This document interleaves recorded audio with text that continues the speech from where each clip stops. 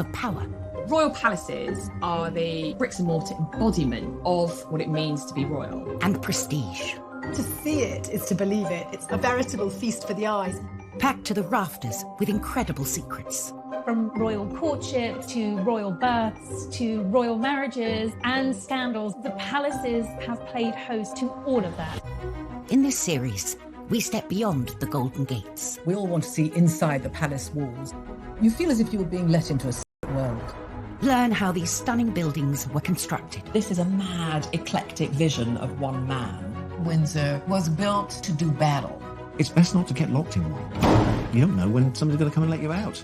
Unveil their spectacular artworks. The royal collection is simply stunning. The story of the tiara is like a spy mystery. We can only imagine how excited the Queen must have been. Delve into their gruesome histories.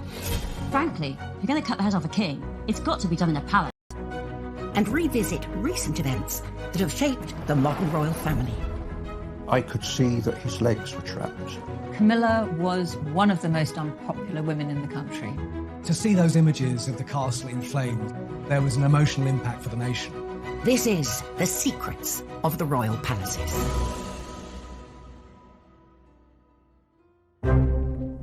This time, we go behind the scenes with the builder who took on one of the most complex renovation jobs in the Windsor Castle restoration. We'd got two draftsmen drawing for the best part of a year before we even started to make anything. Get an inside look at the residents accommodating an ever-growing royal family, Kensington Palace. It was a very neat house once upon a time, but when monarchy got hold of it, they turned it into something of an architectural monster. Uncover the secrets sewn into the Queen's most iconic outfit. Hartnell actually added a wonderful secret detail, which was a little four-leaf shamrock.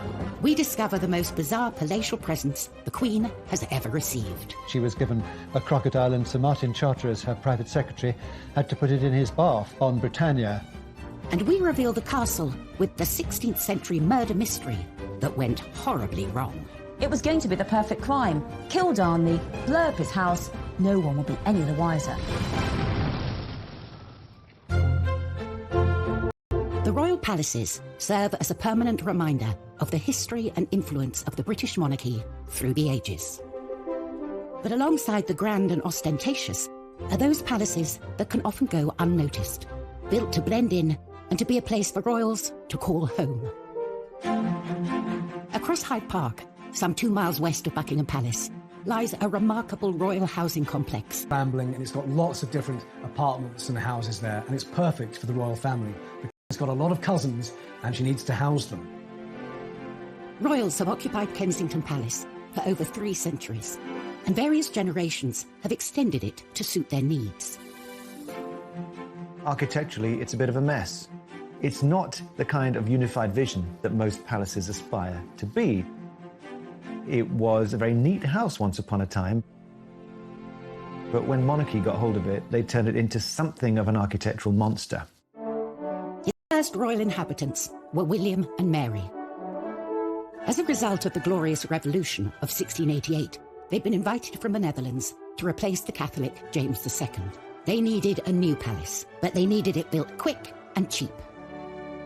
As a new king and queen, they didn't want to start building with great ostentation a project that would take years when their essential job was to control the nation and persuade them of the quality of their governance. Get it up, get it done, and let's get on with the business of running the country.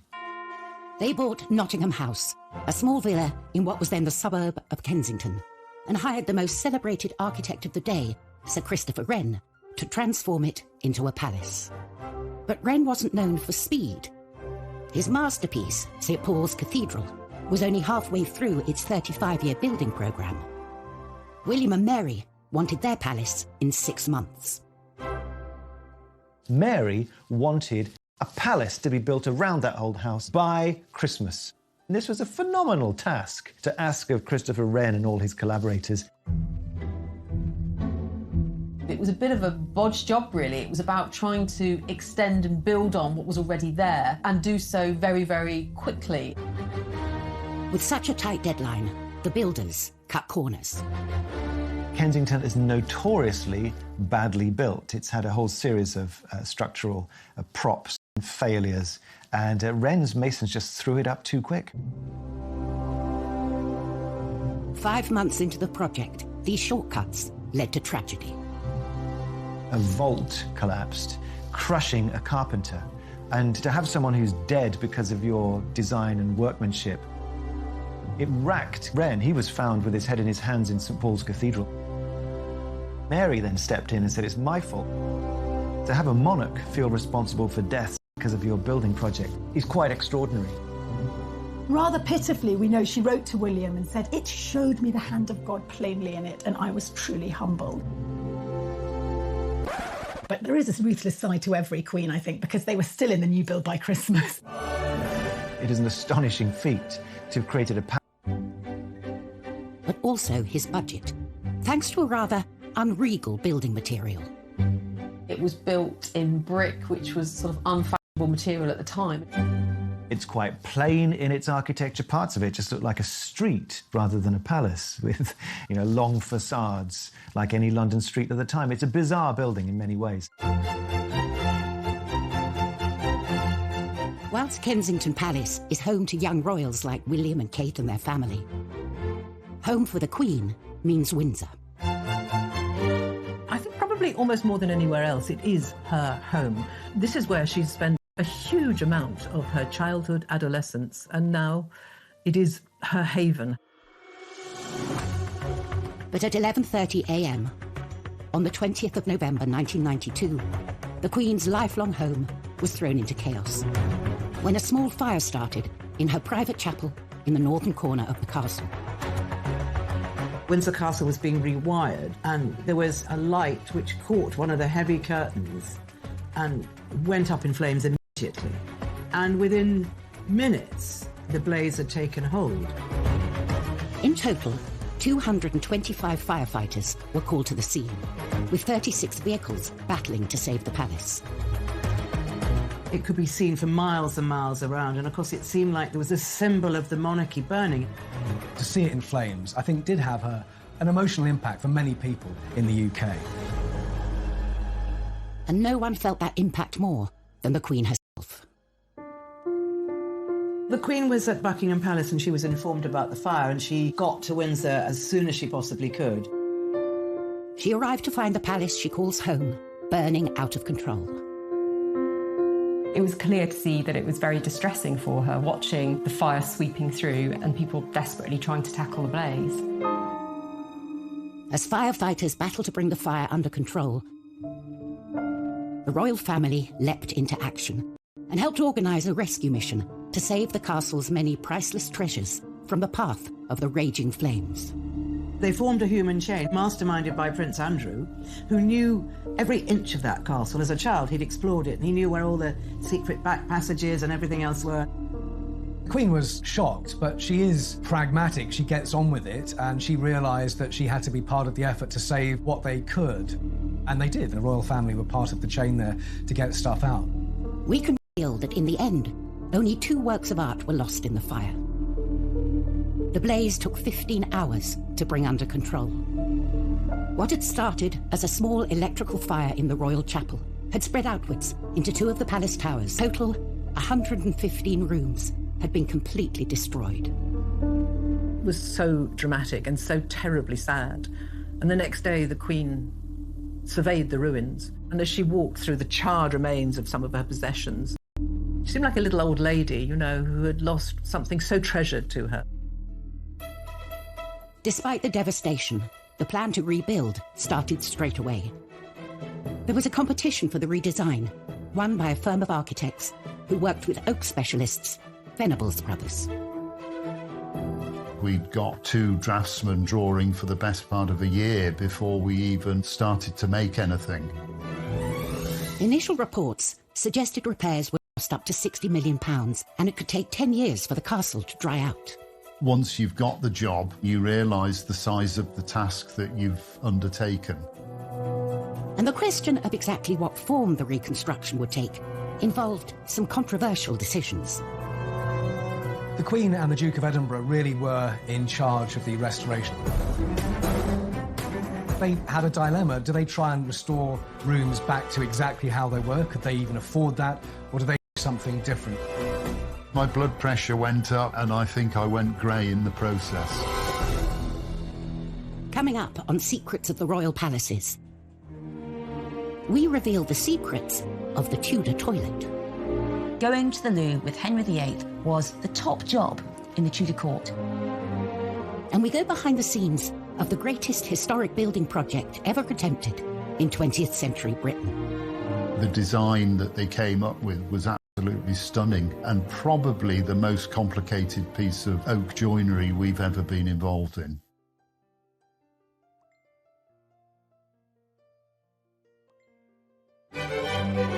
Refurbishing royal palaces is a time-honoured tradition as young royals set up their homes. The Duke and Duchess of Cambridge converted offices in Kensington Palace into their new apartment. Charles and Camilla spruced up Clarence House when they moved in. And Meghan and Harry reportedly spent £2.4 million overhauling Frogmore Cottage.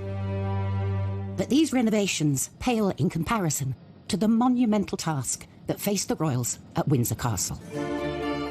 In November 1992, a devastating fire ripped through Windsor Castle, destroying more than 100 rooms. From the ashes came a radical plan to rebuild the castle, a plan the royal family would personally take charge of. There was a restoration committee headed by Prince Philip, who was extremely good at organising all these things. Central to the renovation was a It had been completely destroyed. But rather than rebuild it, they came up with a whole new concept: the octagonal lantern lobby. Chuck Venables and his brother were the oak specialists chosen to take on the job. The design that they came up with was absolutely stunning and probably the most complicated piece of oak joinery we've ever been involved in. The shaped ribs were so difficult to draw as they changed shape. We had to form them in plasticine. And there was no getting away from the palace residents. Prince Philip has always been very keen on design, and he's extremely artistic. I'm sure he had plenty to say. I remember the first time I met Prince Philip on site. It was very pleasing to talk to him and see that he understood what we were doing and wanted to make sure that it was put back properly. After 18 months of hard work on the lantern lobby, all that remained to be fitted was the pièce de résistance, the lantern itself. For Chuck, this was a heart-in-mouth moment. We'd never actually got the chance to check that the lantern or the lid would fit onto the roof, so we were all very, very nervous. To add to the pressure, the boss decided to check on their progress. The Queen opened a window and started to watch what was going on. So, of course, everybody was absolutely petrified. Finally, we got the message to say that it fitted. The room had completely transformed, but the royal family wanted to mark the site where the terrible fire had started. Prince Philip left his own mark on the new lobby. Some of the stained glass windows in the chapel were designed by Prince Philip, and they depict some of the happening of the fire into the new fabric of the castle. A permanent reminder of the fire, forever etched into the historic building. As well as the creation of the lantern lobby, all the staterooms have been carefully restored to their former glory. I think the restoration work at Windsor Castle has been done really well.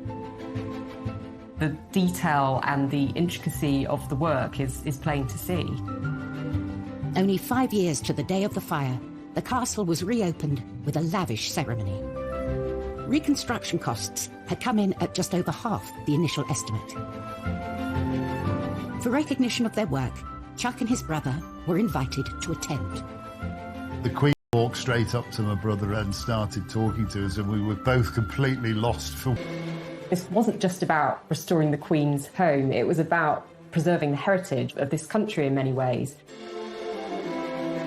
When you look at the pictures of what it was like after the fire and how it looks now, I think the restoration there has been fantastic.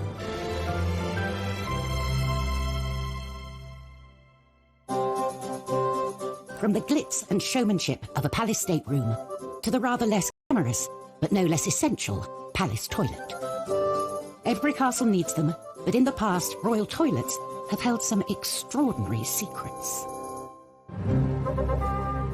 At Buckingham Palace, the Queen and her entourage have access to 78 modern bathrooms. In the time of Henry VIII, what you did in the privy said a lot about you. Henry VIII's court numbered around 1,000 people, from nobles to servants, and they created the most huge Tudor mountain of human waste you can imagine. And that's why so often Henry VIII was always moving palaces. He moved between Whitehall, Richmond, Hampton Court, Windsor Castle, so that one poor palace could have some time to be clean. And also in the summer, he went off to nobles' houses, so they had to sort out all his big, dirty, waste-creating court. And apparently, within a couple of days of the palace being filled by the courtiers, already the walls were black, it was sooty, it was grimy, and there was lots of unwashed bodies. But the worst of all was the human waste. Let's face it, Henry VIII, he liked those giant royal banquets every night, those Tudor meat feasts, and next morning it was one massive rush for the Tudor loo, and it was often called the Great Easement. And there was a real hierarchy of the toilet at Henry VIII's court. For the poor people, they had a group toilet.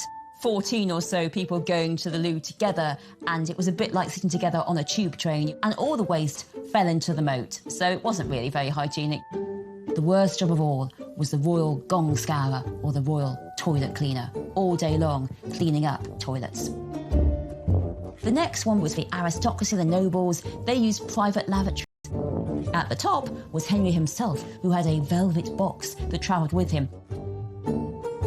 And when Henry used his royal box, he was attended by what was known as the groom of the stool to help him onto the loo, and also any ablutions that might be needed while Henry was using the toilet. This job got...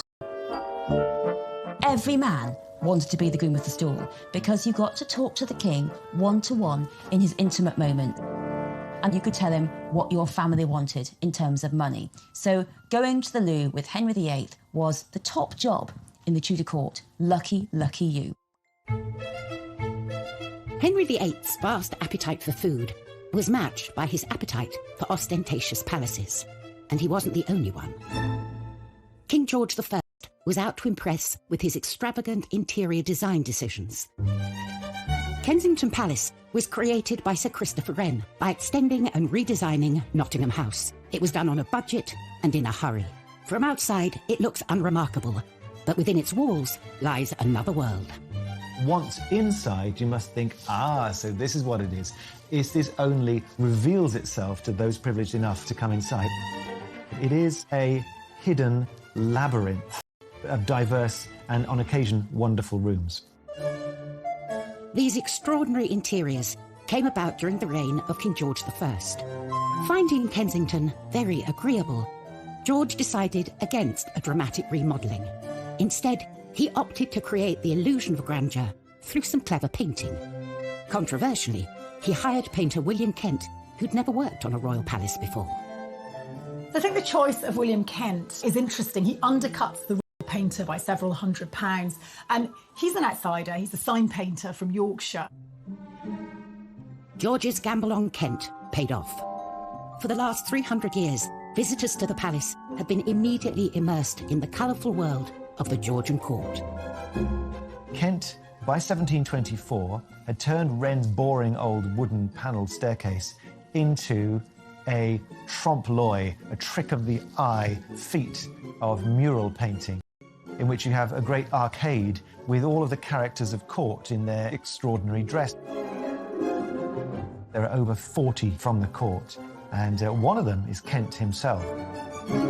He shows himself with his mistress. The lively scene also includes some of the lowlier members of the court. Mehmet and Mustafa were Turkish prisoners of war who became trusted servants to George I. Mehmet was the only person who was to look after his piles. That's a particular badge of honour.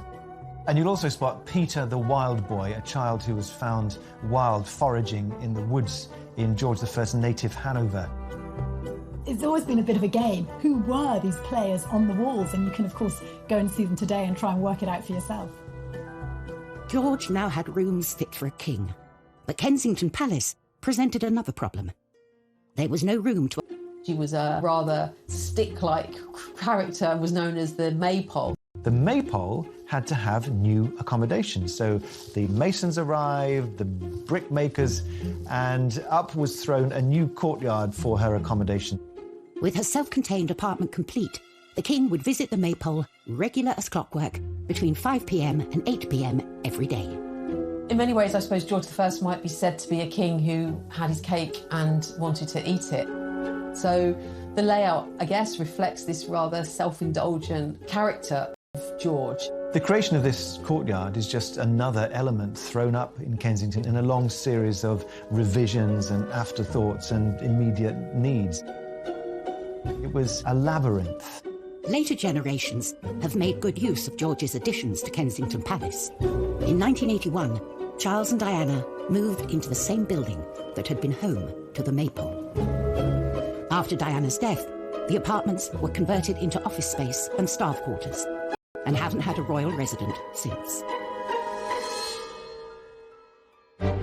Coming up in Secrets of the Royal Palaces, we reveal the strange practices that went on in the Kensington Palace orangery. Queen Anne ended up using it as the place where she performed the age-old practice of touching for the Queen's evil. And we reveal the mysteries behind the Holyrood Palace murder. It gets a bit Cluedo, really, because beside Darnley was a chair, a rope, a knife, and 2 dressing gowns. What was that for?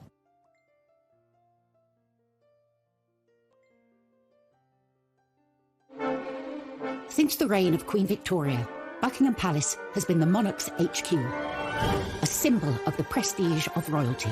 But that celebrated reputation was brought into question when one particular monarch moved in. Victoria's promiscuous son Bertie is known to have accommodated dozens of mistresses during his time at Buckingham Palace. So, Edward VII, he was Mr. Mistress. Let's put it that way. There was mistress after mistress. He was known as Edward the Caresser because there were so many of them. And in Europe, well, that's when Bertie indulged himself with courtesans and the best ladies of the night. There is in Paris a special chair he used. It's the weirdest looking thing you can imagine. You sort of look at it thinking, how on earth did he use that? It was because, by this point, he was hugely fat. So he basically used this chair for him to sit on and at least one lady beside him, probably 2. They had to do all the work and he just sat there. The Playboy Prince of Wales became king in 1901 and took up his position at the ground. Bertie came to the throne, he'd stop it with all the girls and finally focus on his long-suffering wife, Queen Alexandra. But that wasn't the case. He just carried on with the mistresses. And one he particularly wouldn't let go of was Mrs. Alice Keppel. And what a coincidence, because she is actually the great-grandmother of Camilla, Duchess of Cornwall. Well, certainly Alice Keppel was a very successful mistress to Edward VII. He was always devoted to her, even though there were other ladies around. And the king had a very short reign because he was pretty old and pretty ill when he came to the throne. And when he was finally dying, Alice was brought to his deathbed. I mean, unimaginable. Apparently the Queen allowed this. The deathbed at Buckingham Palace should be so dignified, so solemn. And Alice gets hysterical, shouting, "What's going to become of me? Me!" and gets hustled away because of all the hysteria. I think the biggest rebellion Edward VII could ever make against Victoria and her vision of the moral monarchy was to have his mistress at his deathbed in Buckingham Palace. Buckingham Palace, like many others, belongs to the Crown, passed on from one monarch to the next. With so many palaces to their name, it's up to the monarch to decide who lives in them. There's one palace that's proved incredibly popular with the family and houses more royals within its walls than any other. Kensington Palace. For over 300 years, it's been something of a royal housing estate. Kensington Palace is one of the most populated palaces and also one of the most popular palaces with the royals. You've got the Cambridges at apartment 1A, Princess Eugenie and her husband Jack Brooksbank there, and the Gloucesters. I mean, the royals are very much packed in to Kensington Palace. It's like a little royal village in the centre of Kensington. Over the centuries, the palace has been altered to accommodate the extended royal family. But its most impressive building wasn't built for a royal. Its purpose was to grow fruit trees in. The orangery was commissioned by Queen Anne in 1704. It was all about housing her exotic plants, in particular her citrus trees. She was very worried that they were going to get frostbite. But, you know, being a queen, she didn't just stick up a greenhouse. Anne instructed that her orangery should be both functional and beautiful.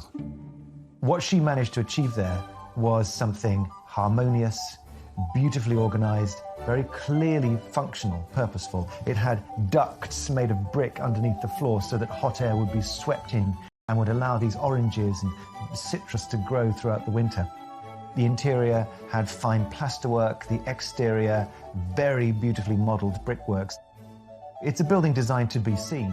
Costs for the orangery more than doubled woodcarver Grinling Gibbons. To see it is to believe it. It's absolutely delightful. It's a veritable feast for the eyes. So lovely was Queen Anne's new orangery that she found it too good to use only for gardening. She ended up using it as a ballroom and also as the place where she performed the age-old practice of touching for the Queen's evil. The Queen's evil was a name given to a disease called scrofula, which affects the lymph glands, and you have a swollen neck. That's the main symptom. And it's thought that it could be cured by contact with monarchs, because they are God's appointed on earth. The orangery presented the perfect location for Anne to meet with the sick without inviting them into her home. You can actually go present yourself with your ailment and she would, heal you, make you better simply by being a queen and touching you. The Hanoverian monarchs that followed Anne had little interest in curing the sick. They turned the orangery into a party venue, which it still is to this day. With the likes of Simon Cowell hosting star-studded parties and hotel heiress Nicky Hilton holding her wedding reception there, Palace Orangery is as fashionable as it ever was. From parties to the young royals choosing to make Kensington their home, it's a palace that will be forever linked with the trendy and chic side of royal life. But for other royal palaces, their reputations have been forged out of dark and sinister secrets. Holyrood Palace in Edinburgh is stained by the turbulent reign of Mary Queen of Scots. 1567, the 10th of February, there is the biggest murder mystery in Scottish royal history. Central to this whodunit is Lord Darnley, Mary's deceitful and often estranged second husband. Lord Darnley is recuperating from an illness, possibly syphilis. He's in a house just by the city walls, and late one night there was a massive explosion. This huge explosion that rocked all Edinburgh woke Mary up in Holyrood House, and Darnley's house had been entirely blown up. It was going to be the perfect crime. Kill Darnley, blow up his house, no one will be any the wiser. But Darnley managed to escape. And there's an amazing map drawn by the spies at the time that show you exactly what happened. Darnley managed to get away to the nearby orchard. And there he is found dead with his servant. And now it gets a bit Cluedo, really. Because beside Darnley was a chair, a rope, a knife, and 2 dressing gowns. What was that for? Well, what we think happened is get out of the window, took the dagger with him to stab, and the dressing gown because he was just wearing his nightshirt, as was his servant. So, you want to be a bit more dressed when you're fighting off some baddies. But the ruffians were too quick for him. They smothered him and his servant in the orchard, and then they all ran off. Mary Queen of Scots was herself suspected of the crime. Years later, the murder of Darnley was still being blamed on inhabitants of Holyrood House. During the Victorian period, the maids said to visitors that there was a Darnley bloodstain, and they used to charge visitors a couple of pennies to go and look at this Darnley bloodstain, but actually they'd put it on themselves. So if you ever go to Holyrood House and you're offered a chance to see the Darnley bloodstain, it's something made out of red food colouring. Tourists still flock to Holyrood today for a closer look at the palace's fascinating secrets.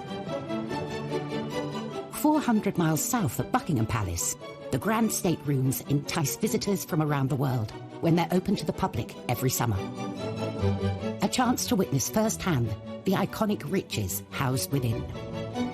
Clothing is such an important part of the major events in our lives, and when it's done well, it communicates everything that is really important at that precise moment to the wearer and to the occasion.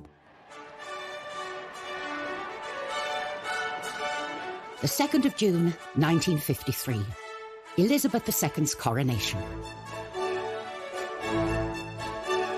For the first time, the whole ceremony, as well as the famous appearance on the Buckingham Palace balcony, would be televised. With the eyes of the world on her, it was essential she had the right dress. A dress so special, it would have secrets sewn into its very fabric. The Queen's coronation dress is just stunning. There's no other way to describe it. It was made by the leading British couturist at the time, Norman Hartnell. Elizabeth knew this dress would go down in history, and she proved a very hands-on client. The four national emblems of England, Scotland, Ireland and Wales were already going to be included. The Queen came up with a rather wonderful suggestion to also include emblems for each of the dominions over which she was becoming Queen. You can make out the maple leaf of Canada, the wattle of Australia. You can see the lotus flower of India, and then the wheat sheaves of Pakistan. The whole dress becomes a true symbol of the reach of Queen Elizabeth II. Hartnell loved the young Queen's ideas, but they didn't see eye to eye on everything. Originally asked to replace it with the rather less glamorous but more official Welsh symbol of the leek. Despite the Queen's attention to detail, there was one secret that Hartnell managed to sneak past her. Unknown to the Queen, Hartnell actually added a wonderful secret detail, which was a little four-leaf shamrock, which she placed on her left skirt, just underneath where her hand would be resting in the ceremony.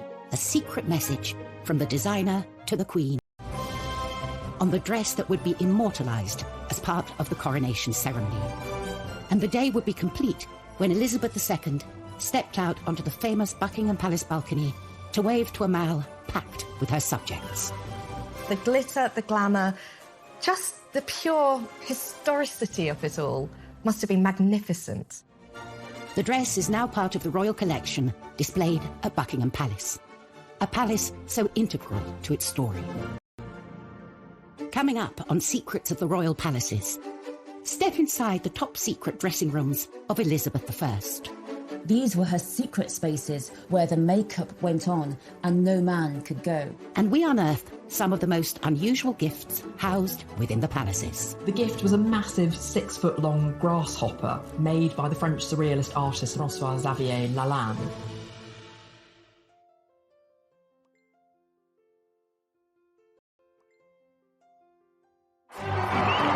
Throughout history, royal palaces have been the site of official ceremonies and royal duties.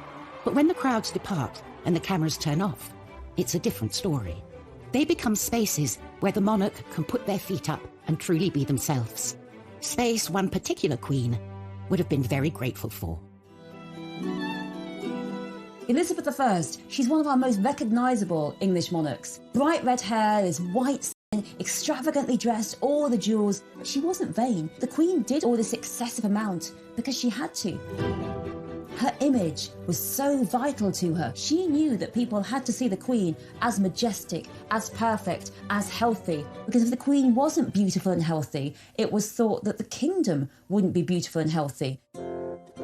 Protecting and preserving the regal image of the Queen became a top-secret operation. Her palaces on the Thames, Windsor, Hampton Court, Richmond, Whitehall, whichever palace the Queen was holding court at, she had a suite of rooms called the Privy Lodgings, each more secluded from the court than the last. These were her secret spaces where the dress, where the makeup went on and no man could go. Only her private ladies went with her and they helped her with her makeup. The secret of what lay behind Elizabeth I's incredible image was one not to be revealed.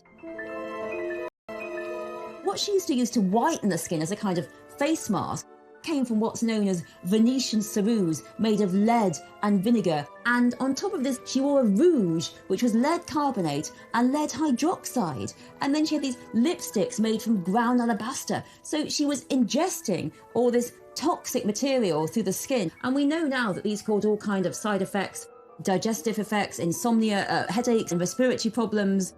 She died aged 69. I do wonder whether some of it hastened her death and made it more painful.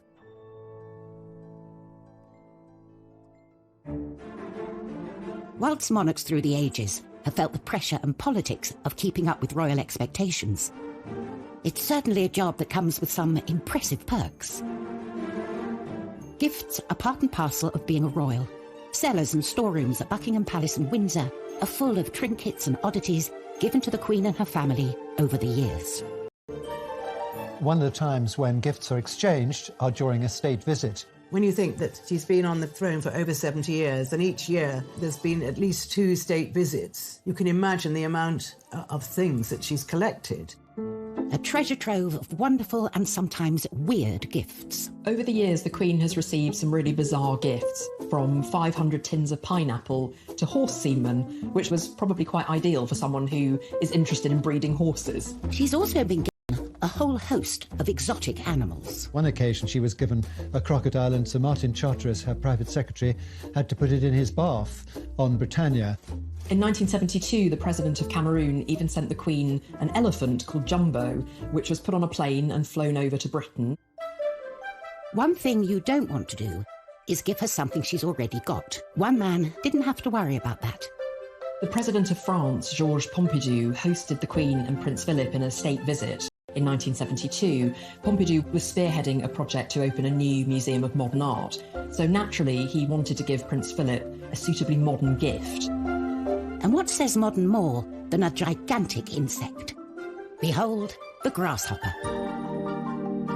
Made by the French surrealist artist François-Xavier Lalanne, it's made of brass and iron and porcelain.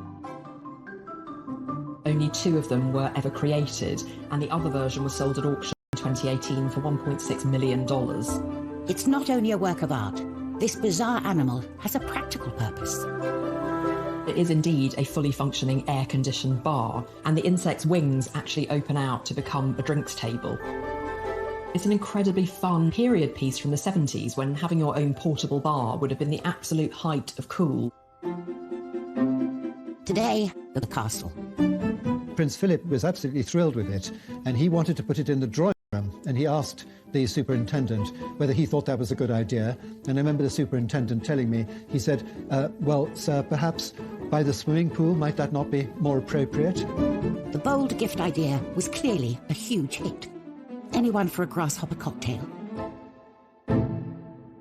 Next time, we go inside Holyrood to reveal the true story of Mary, Queen of Scots. The plays, the films that have been made about her extraordinary life, it's personified in that Northwest Tower. We uncover a royal fake that could be worth a fortune. What if the Queen's copy was actually worth £50 million?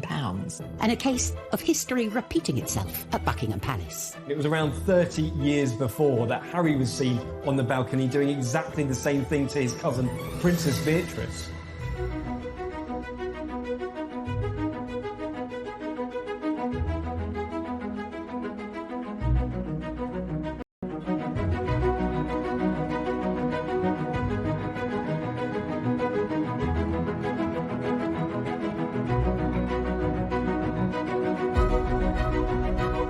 Nation and persuade them of the quality of their governance. Get it up, get it done, and let's get on with the business of running the country. They bought Nottingham House, a small villa in what was then the suburb of Kensington, and hired the most celebrated architect of the day, Sir Christopher Wren, to transform it into a palace. But Wren wasn't known for speed. His masterpiece, St. Paul's Cathedral, was only halfway through its 35-year building programme. William and Mary wanted their palace in 6 months. Mary wanted a palace to be built around that old house by Christmas. And this was a phenomenal task to ask of Christopher Wren and all his collaborators. It was a bit of a bodged job, really. It was about trying to extend and build on what was already there and do so very, very quickly. With such a tight deadline, the builders cut corners. Kensington is notoriously badly built. It's had a whole series of structural props and failures, and Wren's masons just threw it up too quick. 5 months into the project, these shortcuts led to tragedy. A vault collapsed, crushing a carpenter. And to have someone who's dead because of your design and workmanship, it racked Wren. He was found with his head in his hands in St. Paul's Cathedral. Mary then stepped in and said, it's my fault. To have a monarch feel responsible for deaths because of your building project is quite extraordinary. Rather pitifully, we know she wrote to William and said, it showed me the hand of God plainly in it, and I was truly humbled. But there is a ruthless side to every queen, I think, because they were still in the new build by Christmas. It is an astonishing feat. Lantern Lobby. Chuck Venables and his brother were the oak specialists chosen to take on the job. The design that they came up with was absolutely stunning, and probably the most complicated piece of oak joinery we've ever been involved in. The shaped ribs were so difficult to draw as they changed shape. We had to form them in plasticine. And there was no getting away from the palace residents. Prince Philip has always been very keen on design, and he's extremely artistic. I'm sure he had plenty to say. I remember the first time I met Prince Philip on site. It was very pleasing to talk to him and see that he understood what we were doing and wanted to make sure that it was put back properly. After 18 months of hard work on the lantern lobby, all that remained to be fitted was the pièce de résistance, the lantern itself. For Chuck, this was a heart-in-mouth moment. We'd never actually got the chance to check that the lantern or the lid would fit onto the roof, so we were all very, very nervous. To add to the pressure, the boss decided to check on their progress. The Queen opened a window and started to watch what was going on. So, of course, everybody was absolutely petrified. Finally, we got the message to say that it fitted. The room had completely transformed, but the royal family wanted to mark the site where the terrible fire had started. Prince Philip left his own mark on the new lobby. Some of the stained glass windows in the chapel were designed by Prince Philip, and they depict some of the happening of the fire into the new fabric of the castle. A permanent reminder of the fire, forever etched into the historic building. As well as the creation of the lantern lobby, all the staterooms have been carefully restored to their former glory. I think the restoration work